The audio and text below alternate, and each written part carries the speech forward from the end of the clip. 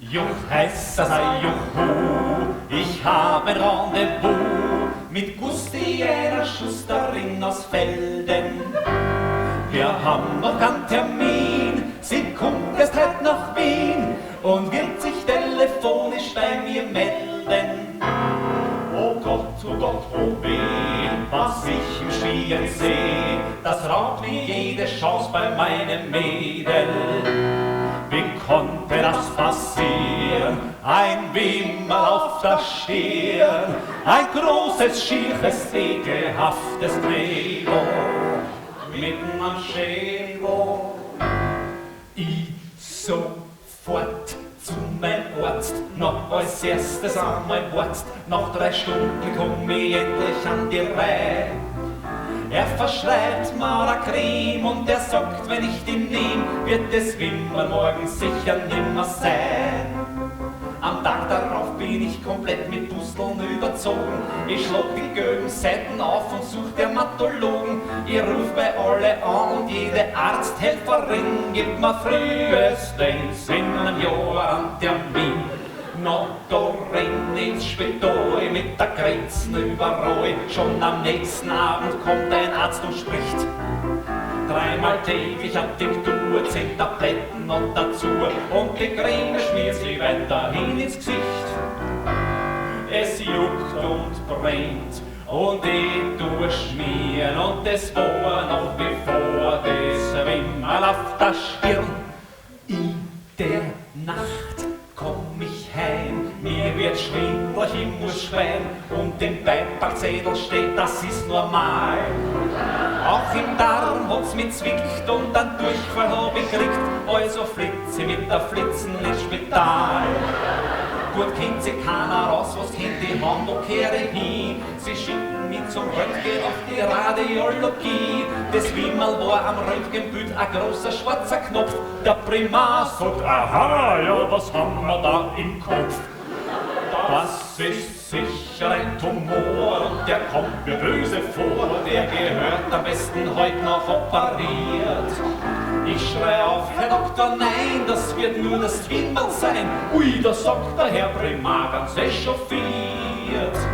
Sie sind Patient, Sie holen's zusammen. Ich bin der Arzt, ich weiß besser, was Sie haben. Die OP hat sie zart, weil die Schwester Hildegard hat ein falsches Pickerl auf mein Bett gepickt. Statt Tumorresektion war's eine Herztransplantation und da habe ich ein Schweineherz gekriegt.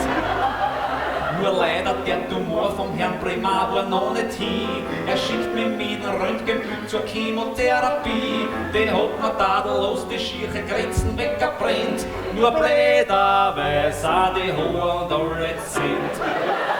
Ich bin gefahren nach Jör, weil der Reisebuschauffeur kennt am Fuscher, der macht billig ein Gebiss. Leider ist er mir beim Bohren in die Augenhöhlen gefahren, bis mein Gesicht komplett gelähmt gewesen ist. Ich kann nix reden und nix spüren und das war noch bevor das Wimmerl auf der Stirn. Ich hab tränzt, ich hab geschüttet, mein Erscheinungsbild war wild. Zurück in Bern bin ich sofort in Sackhaar. Ich will sagen, wie's mir geht, aber alles, was man versteht, ist Die glauben, ich bin verrückt und alarmieren die Psychiatrie. Dort haut mir ein Psychiater mit einem Hammer auf mein Knie.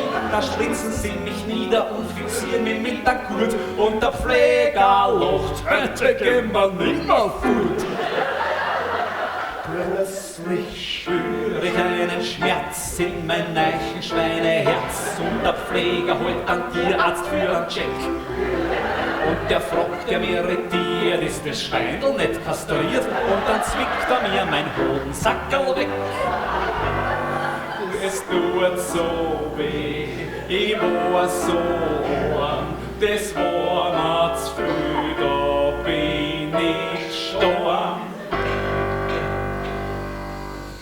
Endlich ist alles vorbei und ich bin beschwerdenfrei. meine Seele kann woanders inkarnieren. In mein Sorg war ich bleich, aber sonst erschien er leicht, nur es war noch wie vor.